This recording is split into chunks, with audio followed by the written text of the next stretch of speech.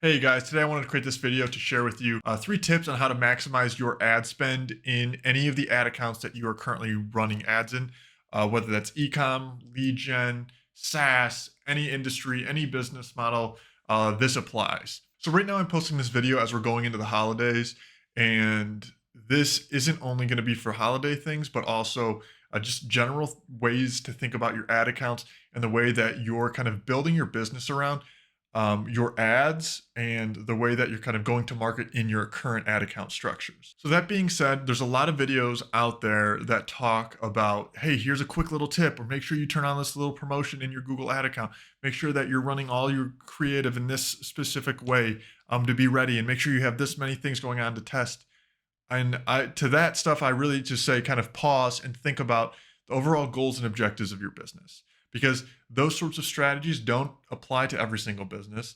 They can be good when taken with a grain of salt and thought about how to tactically make sure that it makes sense and implement it inside your business. So my first tip is you cannot become romantic about a specific product or service that you sell.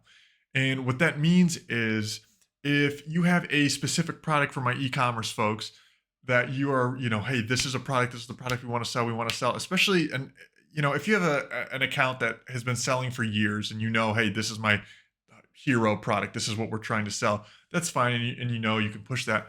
But I find a lot of times there's accounts where, the ad account structure might not have been set up correctly. And when it is set up correctly, we find that there's actually other products that do better.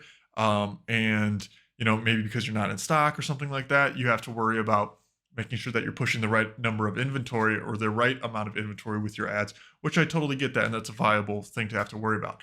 But at the same time, you need to understand the data is the data. And don't make your decisions based on your feelings and how you feel about this product needs to be the one that's selling or this product should be selling. Um, the ad should be set up initially, again, taking with a grain of salt, depending on your accounts and your structures. Your ad account should be set up to give your products all a chance in some form. And then once you start getting data back, you can adjust your campaigns to make sense for that. But don't get so caught up on one product or one service that you're pushing during these times that there could be a potential for other products that are in your catalog that you just didn't really push or didn't give even a shot, didn't build out the copy, didn't try any creative tests, didn't give it the fair opportunity for it to try and sell. Number two, test.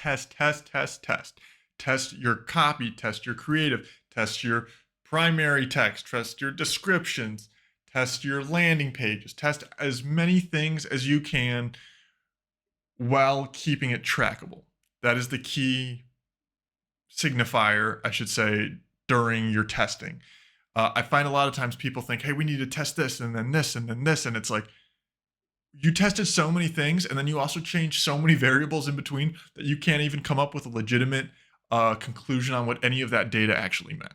So, I think it's important to have a systematic approach and a thoughtful, opinions and thoughtful structure in the way you're tracking any of the testing you're doing, especially in different ad accounts, whether that's UTM structures. That's huge, especially if you're going to the holidays. Make sure you have UTM structures set up in your ad accounts to understand where your traffic's coming from.